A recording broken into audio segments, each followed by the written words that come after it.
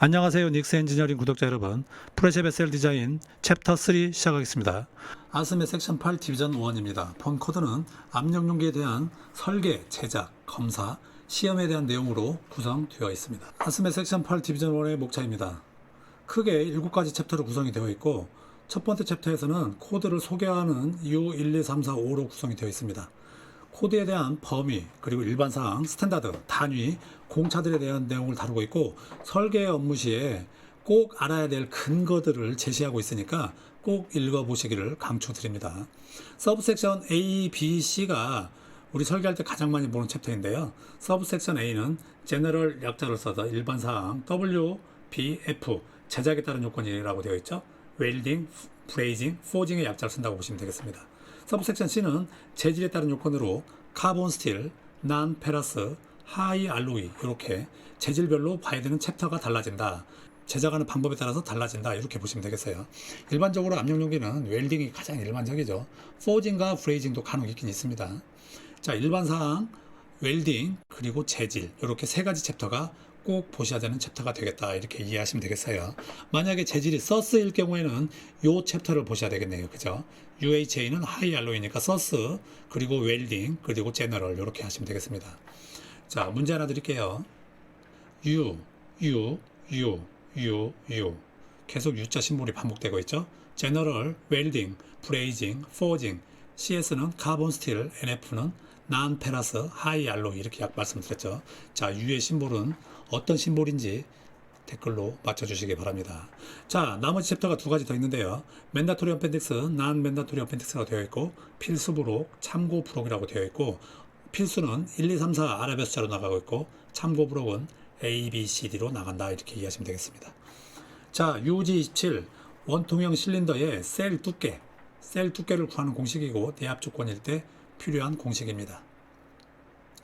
자, 심볼을 보시면은 EPRS 쭉 읽어보시면 되는데 E는 용접 이음 효율, P는 인터널 디자인 프레셔, R은 반지름, S는 맥시멈 얼라우블 스트레스, 그리고 두께는 미니멈 리퀘어드 시크니스다 이렇게 되어 있고 이 아이를 우리는 통상 디자인 시크니스 또는 리퀘어드 시크니스 이렇게도 표현을 하고 있죠.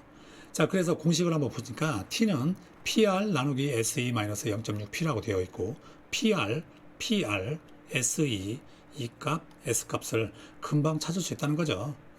고객이 또는 베이직 엔지니어가 대부분 주는 값들이고 S 값은 맥시멈 얼라우블 스트레스로 아스메 섹션 2 파트 D 4장으로 구성이 되어 있고 마지막에 있는 2장에서 맥시멈 얼라우블 스트레스를 찾을 수가 있었고 맥시멈 얼라우블 스트레스는 설계 온도에 따라서 점점점 낮아진다는 것을 볼 수도 있었어요. 자, 그래서 여기서 중요한 개념이 하나 있는데요. 이 공식 하나 정도만 외우시면서 개념을 이해하시면 좋을 것 같아요. 자, 보세요. P는 압력, R은 반지름. 두께라는 놈은 압력과 반지름에 비례한다라고 이해할 수 있는 거죠. 압력이 커지고 반지름이 커진다면 두께는 커진다는 얘기고 S값, E값은 맥시멈 얼라우블 스트레스, E값은 조인트 이피션시인데 분모에 있기 때문에 분모 값이 커지면 T는 반비례한다. 이렇게 두께가 얇아진다. 분모가 작아지면 두께는 커진다. 이렇게 개념을 꼭 하나 심어 놓으시고 이 공식 하나만 외우셨으면 좋겠습니다. 다른 공식들도 많이 나오는데 다른 공식들도 분자, 분모의 압력 사이즈, 스트레스 값의 위치가 동일하다는 것을 확인할 수 있습니다. 굉장히 중요한 거니까 별 하나만 쳐볼게요. 자, UG32입니다. 엘립소디얼 헤드라고 하고 우리는 통상 이 아이를 2대1 헤드라고도 이야기하고 있습니다. 자, 이 공식을 보니까 PDESE 압력 사이즈의 두께는 비례하고 스트레스에 반비례한다 이렇게 보시면 되겠고 공식이 왜 달라졌을까요? 조금 전에 보셨던 공식하고 PRSE-0.6P PDESE-0.2P 뭐 큰 차이는 없지만 약간 달라졌죠. 압력을 받는 단면의 형상에 따라서 공식이 달라진다 이렇게 이해를 하시면 되겠네요. 자, 프로그램으로는 이렇게 보여주고 있네요. 250도일 때 UG32C1, UG32C1의 엘리베이터 공식을 가져왔고 압력 사이즈가 입력이 되어서 두께를 찾았다 이렇게 이해하시면 되겠습니다.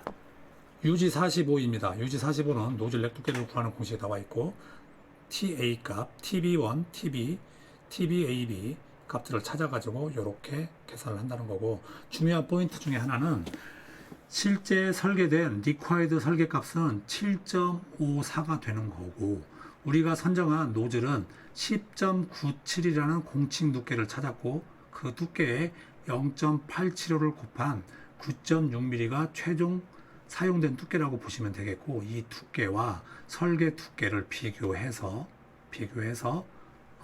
충분한 설계가 되었다, 안전한 설계가 되었다라고 보시는 거죠. 자, 0.87은 왜 곱해준 거죠? 자, 파이프는 소재를 만들 때부터 밀 언더 토런스가 12.5%만큼 있다는 거죠. 네, 그걸 고려해 준 거예요. 아스메 코드는 두께가 얇아진 상태에서 압력을 견딜 수 있게끔 안전한 설계를 하라고 강조하고 있다라고 보시면 되겠습니다. UG99입니다. UG99는 수압시험 압력을 결정하는 그런 중요한 챕터 중에 하나이기도 하죠. 한번 읽어보시면 every point에서 at rest equal 1.3 times the maximum allowed working pressure. 위첨자 35. 엔드노트를 보란 얘기죠. 엔드노트를 봤더니 이런 말이 써있다라는 거예요. The maximum allowed working pressure는 maybe assume, 가정할 수가 있답니다. 뭘로? 디자인 프레셔랑 똑같이 가정할 수 있다라고 되어 있고, 언제? MAWP를 결정하지 않았을 때, 만들지 않았을 때, 계산하지 않았을 때는 디자인 프레셔랑 똑같이 assume 할 수 있다라는 근거가 제시되어 있다는 거죠. 자, 엔드노트도 이렇게 본다는 걸 말씀드리고 있는 거고, 거기에 추가로 multiply by the lowest stress ratio, LSR 값을 곱해주라는 거죠. LSR 값을 곱해주는데, 여기 보시니까 스트레스 레이시오, LSR 값인데, 이렇게 보는 거죠. 각 컴포넌트들에 대해서 각각의 스트레스 레이시오를 찾았고, 그 값들 중에 가장 낮은 값이 로이스트 스트레스 레이시오다라고 이렇게 이해하시면 되겠고, 그 스트레스 레이시오는 여기 또 써있네요. 더 스트레스 레이시오는 어떻게 하라고 되어 있으니까 여기를 정확하게 읽어보시면 좋겠습니다. 자, LSR 값을 찾는데 여기에 또 이런 말이 되어 있죠. 볼팅은 shall not be included, determine of the LSR. 볼트 재질에 대한 LSR 값은 고려하지 마세요 라고 되어 있다는 거죠. 예, 중요한 내용 중에 하나였습니다. 여기 요만큼만 다시 한번 정확하게 정독을 해보시는 것을 강추드립니다. 물론 이 엔드노트 내용도 굉장히 중요한 내용이죠. 자, UG99를 봤는데 UG100번은 하이드로가 아니라 노매틱 테스트라고 해서 기압 시험이 또 나오게 되죠. UG100번도 시간 되실 때 꼭 한번 읽어보시면 좋겠습니다. 자, UW12번입니다. 조인트 이피션시라고 되어 있고, RT를 풀로 찍을 때, 스팟으로 찍을 때 값들이 달라진다는 걸 보여주고 있는데, 가장 일반적으로 적용하는 것은 타입 1이고, 타입 1은 RT를 풀로 찍을 때 1.0, 스팟으로 찍을 때 0.85, 안 찍을 때는 0.7로 적용해 준다는 거죠. 무엇을?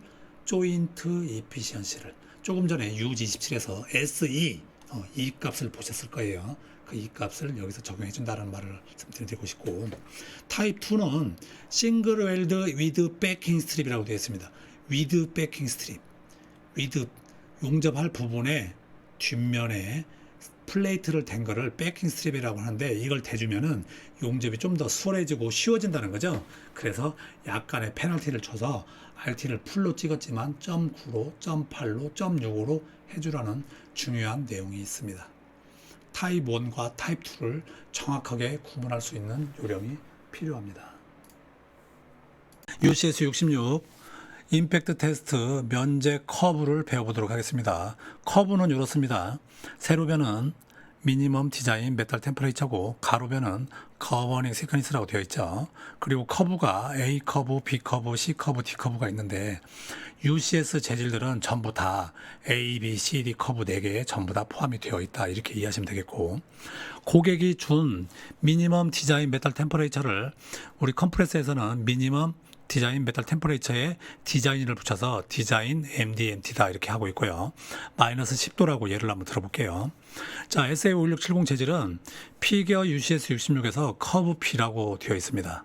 이 근거는 조금 이따 다시 보여드리도록 할게요. 자, 커브 P고 실제 설계를 했더니 사용 두께가 40T가 나왔다는 거예요. 자, 40T가 커브 P하고 만난 점을 가서 읽으면 되는 겁니다. 40mm 두께가 커브 P하고 만난 점을 가로로 가서 투영을 시켜봤더니 약 11도나 11도의 MDMT를 가지고 있더라라고 되어 있고, 코드에는 그렇게 안 써 있지만 표에서 찾은 피겨 UCS 66에서 찾은 MDMT는 11도에서 12도다라고 찾을 수가 있고, 이거를 컴프레서에서는 레이티드 MDMT다라고 한 거죠. 그리고 고객이 준 MDMT하고 표에서 찾은 MDMT를 약간의 구분을 준 거죠. 고객이 준 MDMT는 디자인 MDMT, 그리고 표에서 찾은 MDMT는 레이티드 MDMT다, 이렇게 이해하시면 되겠고요. 자, 결과적으로 어떻게 하면 되는 거냐면은 40T는 51670은 B커브고 찾은 온도가 11도에서 12도고 고객이 견디라는 마이너스 10도를 못 견디기 때문에 UG 84에 따른 임팩트 테스트를 해야 된다라고 설계를 끝낼 수가 있다는 거고, 도면이나 성적서에는 이렇게 표기가 되는 거죠. SA51670 S5라고 되어 있어요. 아스메 섹션 2 파트 A에서 서플리먼터리 리ኳ이먼트에서 S5 샤르피 V노치 임팩트 테스트를 추가로 해라. 몇 도에서? 마이너스 10도에서. 이렇게 하고 설계를 끝내는 경우도 있고요.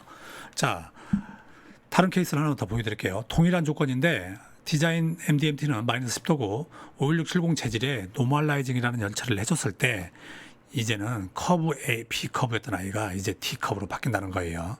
B커브가 D커브로 바뀌었고, 동일하게 40T가 D커브하고 만난 점을 가서 읽었더니 마이너스 25도까지 견딜 수 있다는 거고, 고객이 견디라는 마이너스 10도보다 더 추운 온도인 마이너스 25도까지 견딜 수 있기 때문에 임팩트 테스트가 요구되지 않는다. 근거는 아스메 섹션 8 디비전 1 UCS 66 커브에 따라서라고 계산을 마무리할 수 있다는 거예요.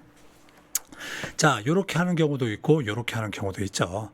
자, 1번 케이스는 임팩트 테스트를 한 케이스고 2번 케이스는 노멀라이징만 해서 임팩트 테스트를 뺀 그런 케이스라고 보시면 되겠고, 어떤 걸로 해도 상관은 없고 임팩트 테스트를 한 케이스, 노멀라이징만 한 케이스, 약간 비용이나 시간이나 또 우리 회사에서 일처리할 수 있는 상황에 따라서 1번 케이스, 2번 케이스를 결정하셔도 될 것 같습니다. 볼트 너트 재질도 임팩트 평가를 다 하라는 얘기고요. 많이 쓰는 193 B7 볼트는 마이너스 48도씨까지 임팩트 테스트가 면제되는 온도다라고 말을 하고 있는 거예요. 마이너스 48도씨까지는 임팩트 테스트가 면제된다, 이렇게 얘기를 하고 있는 거고, 194 2H 너트 재질이죠. 마이너스 48도씨까지 임팩트 테스트가 면제된다라고 이해하시면 되겠습니다. 자, 그렇다면은 커브 A, B, C, D가 뭔지를 좀 알아야 되는데, 제가 좀 전에 뭐라고 했냐면은 SA51670은 B 커브예요 라고 말씀드렸는데 근거를 찾았네요. SA516 그레이드 65나 70이 if that normalized 했을 때, 70에 노멀라이징이 안 됐을 때는 B 커브다, 이렇게 이야기를 하고 있는 거고요. 자, 51670에 노멀라이징을 했다. 516 스펙 안에는 5560, 6570 네 가지가 있는데 그 스펙을 쓰는 아이 4개 모두 다 노멀라이징을 했다면은, 만약 노멀라이징을 했다면은, 또는 퀸치드나 템퍼드라는 열 처리를 동시에 했거나 아니면 노멀라이징이라는 열 처리를 했을 때는 뭔 커브가 된다? D 커브가 된다, 이렇게 이야기를 하는 거죠. 자, UCS 66 임팩트 테스트 평가하는 커브고, 커브에 대해서 많이 스트레스를 받고 계신 분들 계시는데 A 커브, B 커브, C 커브, D 커브에 대한 재질들을 가서 읽어보시면 되는 거고, 설계된 주두께를 찾아서 해당 커브하고 만난 점을 읽어서 그 온도가 MDMT인데 그 온도를 레이티드 MDMT라고 하고 디자인 MDMT와 비교를 해서 디자인 MDMT보다 더 추운 온도까지 견디는 상황으로 결과가 나왔다면은 이 아이는 임팩트 테스트를 면제할 수 있다라고 할 수 있는 거예요. 자, 이번 챕터에서는 임팩트 테스트 평가하는 커브를 배우셨고, 재질을 한두 개만 설명을 드렸는데 해당되는 볼트 재질, 너트 재질을 가서 꼭 읽어보시면 좋겠고, A 커브, B 커브를 다 설명드리지 않았지만 가서 한 번 정도는 꼭 읽어보시면 좋겠어요. 자, 이렇게 읽는 거예요. 커브 A all carbon and all low alloy steel plate structure shape and par not listed 커브 BCD below 커브 BCD에 리스트되지 않은 모든 카본이나 알로이 스틸의 all plate, all structure shape, all par는 커브 A에 해당된다, 이렇게 읽었네요. 자, 커브 P에는 이런 말이 써 있어요. all pipe, all fitting, all forging, all tubing 이렇게 읽는 거죠. all pipe, fitting, forging, and tubing. 모든 파이프, 피팅, 포징, 튜브들은 어디에 해당되냐면은 B 커브에 해당된다는 거예요. 그런데 빌로우에 있는 커브 CT에 리스트되지 않은 모든 파이프, 피팅, 포징, 튜브들은 어디로 가야 된다? 커브 B로 가야 된다라고 말을 하고 있는 거예요. 자, 영어가 어렵지만 천천히 지격해 가시면서 읽어보시고, 그럼에도 불구하고 이해가 안 되시면은 댓글을 달아주시면은 충분한 설명을 다시 드리도록 하겠습니다. 좀 더 멋지고 세계 어디에서도 당당한 엔지니어가 되시길 응원하겠습니다. 부족한 영상 시청해 주셔서 감사합니다.